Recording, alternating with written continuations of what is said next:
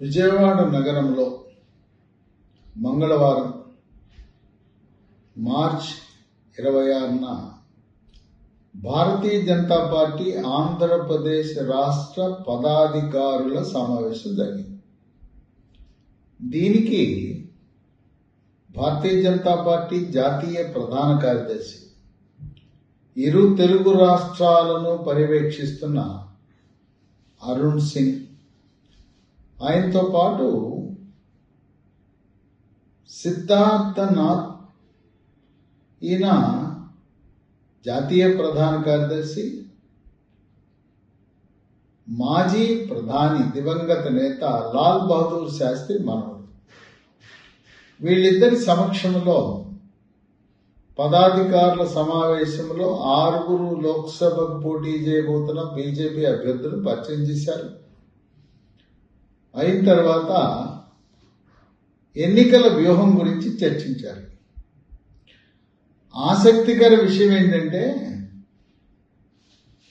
Bharatiya Janata party Andhra Pradesh రాష్ట్రంలో 10 సీట్లు కాకుండా 11 సీట్లలో పోటీ చేస్తా ఉందని ప్రచారం జరుగుతా ఉంది. పదాధికారుల సమావేశంలోనే అరుణ్ సింగ్ జాతీయ ప్రధాన కార్యదర్శి ప్రకటించాడనే వార్తలు గుప్పుమంటున్నాయి. ఇప్పటికే 10 నియోజకవర్గాల్లో దాదాపు అభ్యర్థులు 9 నియోజకవర్గాల్లో ఖరారు. 1 నియోజకవర్గం గురించి తర్జన భర్జన జరుగుతూ ఉంది. 9 నియోజకవర్గాలు ఖరారైన 9 నియోజకవర్గాలు అంటే అసెంబ్లీల వారీగా మొట్టమొదటిది హెచ్చర్లలో బీసీ సామాజిక వర్గానికి చెందిన నడికుదిటి ఈశ్వరరావు, అగ్నికుల క్షత్రియ సామాజిక వర్గానికి చెందిన వారు పోటీ చేస్తున్నారు. ఇక 2 విజయవాడ వెస్ట్ నుంచి సుజనా చౌదరి భారతీయ జనతా పార్టీ పోటీకి నిలబెడతా ఉంది. 3 పాడేరు ఎస్టీకి ఉమామహేశ్వరరావు, 4 ఆదోన్ నుంచి డాక్టర్ పార్థసారథి, ఈయన దంత వైద్యుడు, బోయా వాల్మీకి సామాజిక వర్గానికి చెందిన ప్రముఖ దంత వైద్యుడు. ఇక 5 బద్వేల్ నుంచి ముందు ఉప ఎన్నికలో పోటీ చేసి ఓడిన సురేష్ అన్నారు. తదుపరి తెలుగుదేశం పార్టీ నుంచి బీజేపీలో చేరిన రోషన్ అన్నారు.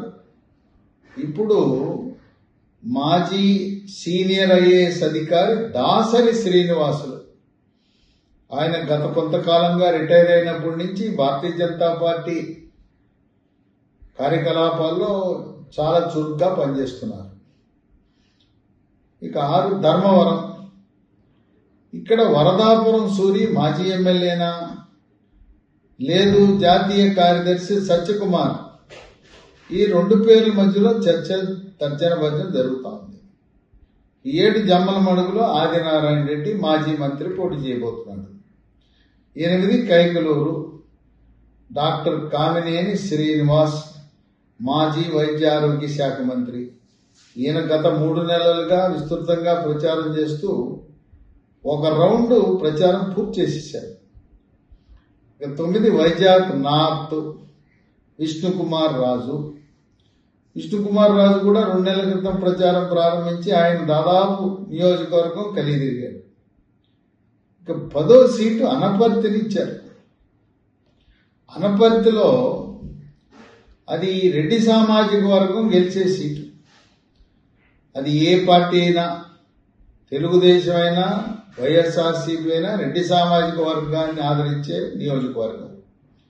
అక్కడ ప్రస్తుతం వైఎస్ఆర్సీపీ అభ్యర్థి రెడ్డి.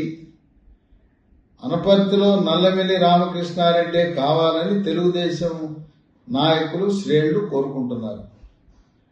గతంలో ఒకసారి మురళీమోహన్ ఎంపీగా పోటీ చేసినప్పుడు అనపర్తి నియోజకవర్గంలో ఓట్లు తగ్గటం వల్ల ఆయన విజయ అవకాశాలు గండిపడ్డాయి.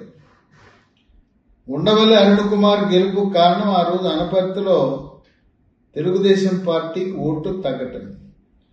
అందువల్ల అనపర్తిలో సోమవీర్రాజు నిలబెట్టాలనే ఆలోచన ఉన్నా అక్కడ అనపర్తిలో తేడా వస్తే దాని ప్రభావం రాజమండ్రి లోక్సభ మీద పడే అవకాశం ఉంది. అందువల్ల సోమవీర్రాజుని అనపర్తికి పంపే కంటే భారతీయ జనతా పార్టీ మాకు రాజమండ్రి అర్బన్ కానీ రాజమండ్రి రూరల్ కానీ మనం అడుగుతున్నారు. అనపర్తి మీరే తీసుకోండి, తెలుగుదేశం పార్టీ మీరు నల్లమెల్లి రామకృష్ణారెడ్డిని నిలబెట్టండి అంటున్నారు. గతంలో 2014లో రాజమండ్రి అర్బన్ నుంచి డాక్టర్ సత్యనారాయణ పోటీ చేసి గెలిచాడు. ఆయన ప్రముఖ ఆర్థోపెడిక్ సర్జన్.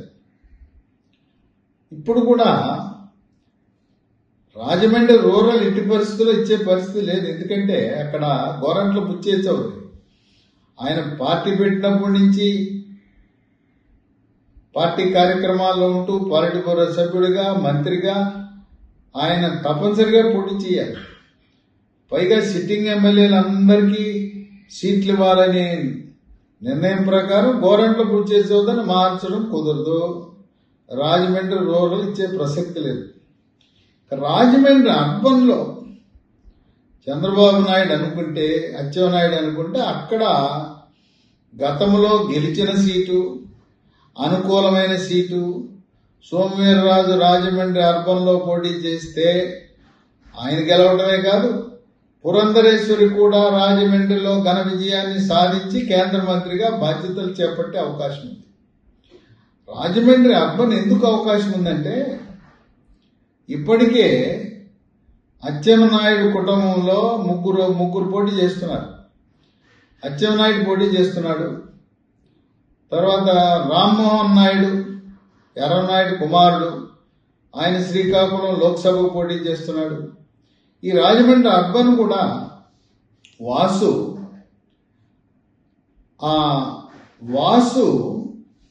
ఎర్రనాయుడు అల్లుడు. అంటే అచ్చెన్నాయుడు కుటుంబంలో ముగ్గురు పోటీ చేస్తున్నారు. ముగ్గురు పోటీ చేయడమే కాదు, దాంట్లో 2 మంత్రులు కాబోతున్నారు. ఒక రాష్ట్ర మంత్రి అయితే ఇంకొకరు కేంద్ర మంత్రి కాబోతున్నారు. అచ్చెన్నాయుడికి రాష్ట్ర కేబినెట్లో స్థానం. అట్లాగే రామ్మోహన్ నాయుడు 3వసారి గెలిచి హ్యాట్రిక్ కొట్టి ఆయన కేంద్ర మంత్రి వర్గంలో స్థానం పొందబోతున్నారు. అందువల్ల ఒకే కుటుంబంలో ముగ్గురు ఉన్నారు కనుక రాజమండ్రి అర్బన్ ఆదిరెడ్డి అప్పారావు కుమారుడు వాసు, ప్రస్తుతం ఆదిరెడ్డి భవానీ శాసనసభ్యురాలుగా ఉంది కనుక వాసుని శాసన మండలిలోకి పంపించి ఆయన్ని ఆగమని, అది రాజమండ్రి అర్బన్ సోమవీర్రాజుకి ఇవ్వటం ద్వారా ఆ చిక్కుముడి వీడే అవకాశం ఉంది. ఇక 11వ సీటు అంటే 11వ సీటు ఎందుకు అడిగారంటే కిరణ్ కుమార్ రెడ్డి విజయం సాధించడం కోసం రాజంపేటలో ఆ 11వ సీటు అవసరమైంది. రాజంపేట లోక్సభ పరిధిలో 1,00,000 మంది క్షత్రియ సామాజిక వర్గానికి చెందిన వాళ్ళు ఉన్నారు.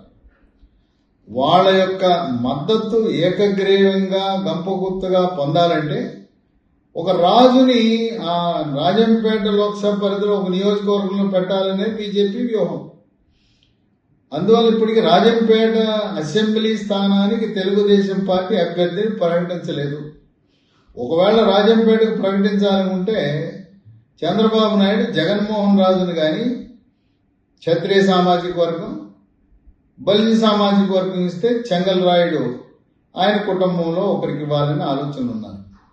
ఇప్పుడు భారతీయ జనతా పార్టీ వాళ్ళు రాజంపేట ఏమన్నా ఇవ్వండి, తంబలపల్లి ఇవ్వండి, ఈ రెండు కూడా రాజంపేట లోక్సభ పరిధిలోకి వస్తాయి. తంబలపల్లిలో చంద్రబాబు నాయుడు మార్చడానికి ఇష్టపడ్డాడు. అక్కడ ఇప్పటికే అభ్యర్థిని జయచంద్రారెడ్డిని ప్రకటించాడు కనుక అవకాశం ఉన్నది. ప్రకటించని సీటు రాజంపేట, అక్కడ భారతీయ జనతా పార్టీ క్షత్రియ సామాజిక వర్గానికి చెందిన చెంగల్ రాజు, ఆ చెంగల్ రాజును పెట్టడం ద్వారా రాజంపేటను కూడా కైవసం చేసుకుని 6 లోక్సభ సీట్లకు 6 గెలవాలని ఆ వ్యూహంతో ఇప్పుడు 11వ సీటుని కూడా తెలుగుదేశం పార్టీ ఇవ్వటానికి అంగీకరించిందని సోషల్ మీడియాలో విస్తృతంగా ప్రచారం జరుగుతూ ఉంది. మరి 11 సీట్లు పోటీ చేస్తే తెలుగుదేశం ఓట్లు జనసేన ఓట్లు బదిలీ అవుతాయని అంటే తప్పకుండా బదిలీ అవుతాయి. ఎందుకంటే కొంతమంది నాయకులు ఎవరైతే జగన్మోహన్ రెడ్డికి అనుకూలంగా ఉన్నారో ఆ నాయకులకు భారతీయ జనతా పార్టీ నాయకత్వము వాళ్ళకి సీట్లు ఇవ్వలేదు. ఒక నాయకుడు రాజ్యసభ సభ్యుడిగా ఉండి పల్నాడు ప్రాంతానికి చెంది ఆయన విశాఖ లోక్సభను ఆశించాడు. ఆయన పుట్టింది పల్నాడు, కోరింది విశాఖలో భరత్కు తప్పకుండా సీట్ ఇవ్వాలి. గత 2019 ఎన్నికల్లో కూడా 2000తోనే ఓటమి చెందాడు కనుక అది ఎవరికి ఇచ్చే పరిస్థితి లేదు. అందువల్ల పల్నాడుకి చెందిన మాజీ రాజ్యసభ సభ్యుడికి సీటు లభించలేదు. ఇంకొక నాయకుడు రాయలసీమ నాయకుడు, ఆయన కదిరి శాసనసభను హిందూపురం లోక్సభ పోటీ చేయాలనుకున్నాడు. ఆయనకు కూడా ఈయన జగన్మోహన్ రెడ్డి వైఎస్ఆర్సీపీ పార్టీకి మద్దతుగా మాట్లాడతాడనే పేరుంది. ఆ విధంగా బీజేపీలో ఎవరైతే నాయకులు ఉన్నారో వైఎస్ఆర్సీపీ జగన్మోహన్ రెడ్డికి అనుకూలంగా మాట్లాడతారనే నాయకులను భారతీయ జనతా పార్టీ జాతీయ నాయకత్వం వాళ్ళకి సీట్లు ఇవ్వకుండా ఆ విధంగా భారతీయ జనతా పార్టీకి పోటీ చేయబోతున్న 6 లోక్సభ సీట్లలోనూ 10 గాని 11 శాసనసభలో కూడా జనసేన అలాగే తెలుగుదేశం పార్టీ ఓట్లు బదిలీ అయ్యేలా చక్కటి వ్యూహాన్ని రచించడం జరిగింది. ఈ కూటమి ఎన్డీఏ కూటమి 160 సీట్లలో అసెంబ్లీ సీట్లో విజయం సాధించబోతా ఉంది. అనూహ్యంగా ఎవరు ఊహించని రీతిలో 25కి 25 లోక్సభ సీట్లు ఎన్డీఏ కూటమి కైవసం చేసుకోబోతా ఉంది. అయితే జనసేన పోటీ చేయబోతున్న లోక్సభ సీట్లు మచిలీపట్నంలో వల్లభనేని బాలశౌరిని అవినిగడ్డకు శాసనసభకు పంపి మచిలీపట్నం నుంచి నాగబాబు పవర్ స్టార్ పవన్ కళ్యాణ్ సోదరుని నిలబెట్టాలనే ఆలోచన కూడా ఉంది. కాకినాడలో మొదట్లో సానా సతీష్ ని పోటీ పెట్టాలనుకున్నారు. ఆయన స్థానంలో టీ టైం ఉదయ్ శ్రీనివాస్ రంగంలోకి వచ్చాడు. మళ్ళీ ఇప్పుడు సానా సతీష్ పేరు వినపడతా ఉంది. ఒకవేళ జాతీయ high command power star Pawan Kalyan ని కాకినాడ లోక్సభకు పిఠాపురం 2 పోటీ చేయమని ఆదేశిస్తే పవర్ స్టార్ పవన్ కళ్యాణ్ కాకినాడ లోక్సభ నుంచి కూడా పోటీ చేసి విజయం సాధించే దిశగా అడుగులు వేస్తున్నారు. ఏదేమైనా భారతీయ జనతా పార్టీ అభ్యర్థుల జాబితా ఒకరిద్దరిది నిర్ణయం పూర్తి కాని కారణం వల్ల జాబితా మొత్తం ఆపు చేయటం వల్ల రాజకీయ వర్గాల్లో భారతీయ జనతా పార్టీ శ్రేణుల్లో కార్యకర్తల్లో ఉత్కంఠ నెలకొన్నది. ఎప్పుడు అధికారికంగా ప్రకటిస్తారా అని చెప్పి ఆతృతగా వేచి చూస్తున్నారు.